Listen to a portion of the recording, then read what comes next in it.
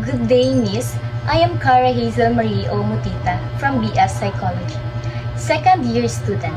So in this video, I will be demonstrating the classical conditioning using a handbell as my main example. So before discussing the process, let me start by explaining what a handbell is and how it works. A handbell is a small handheld instrument made of metal. So this is my bell. As you can see, it has three main parts. The body or casting, which the outer metal part that makes the sound. Second is the clapper, the small piece inside that hits the metal body. And third is the handle, which I use to hold and ring it. So how it works? So when I ring the bell,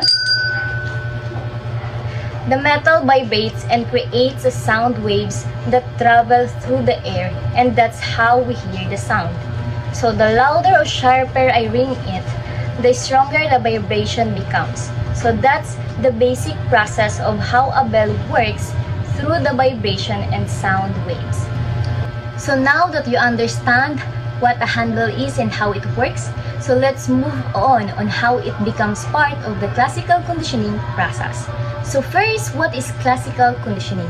It is a form of learning discovered by Ivan Pavlov, where an organism learns to associate two stimuli until one stimulus alone can trigger response. So I will explain this process through 5 steps.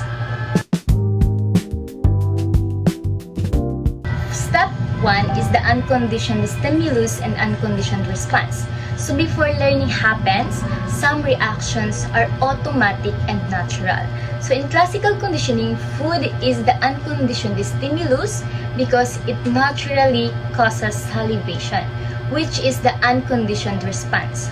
So this reaction requires no training or practice because it is automatic. So this step shows the natural behavior before any conditioning begins. Next, step 2, which is neutral stimulus. We introduce the handbell. So at this point, the bell is the neutral stimulus, which means it does not cause any reaction. So if I ring the bell right now, the subject does not salivate because the sound has no meaning yet. So this step shows that the handbell start out neutral and unrelated to food.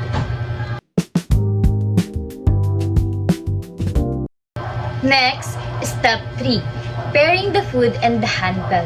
This is we called acquisition phase, where learning begins. So during the acquisition phase, we ring the handbell while presenting food at the same time. So we repeat this pairing over and over, helping the subjects associate the sound of the bell with the arrival of food. So each repetition strengthens the connection in the brain. So eventually, the bell becomes a predictable signal that food is coming. So this is where learning begins.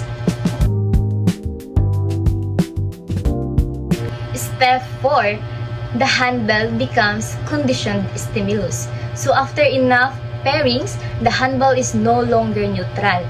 So it becomes a conditioned stimulus, meaning its sound now has a learned meaning.